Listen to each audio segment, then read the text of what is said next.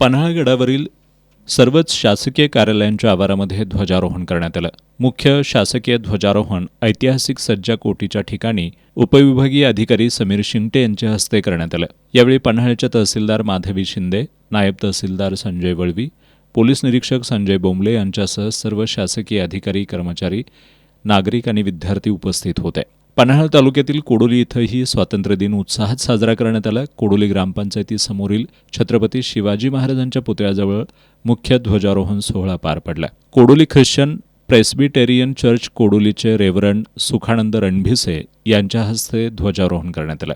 यावेळी पोलीस कर्मचाऱ्यांच्या वतीनं राष्ट्रध्वजाला मानवंदना देण्यात आली. स्पर्धा परीक्षांमध्ये यशस्वी झालेल्या विद्यार्थ्यांना यावेळी मान्यवरांच्या हस्ते सन्मानित करण्यात आलं. या ध्वजारोहण सोहळ्याला गोकुळ दूध संघाचे संचालक अमरसिंह पाटील, जनसुराज्य शक्ती पक्षाचे प्रवक्ते ॲडव्होकेट राजेंद्र पाटील, ग्रामसेवक जयवंत चव्हाण पाटील, सहाय्यक पोलीस निरीक्षक कैलास कोडक, नंदन पाटील, कोडोली ग्रामपंचायतीच्या सरपंच सुनीता केकरे, उपसरपंच प्रशांत जमणे यांच्यासह ग्रामपंचायत सदस्य, ग्रामस्थ, ग्रामपंचायत कर्मचारी आणि विद्यार्थी उपस्थित होते.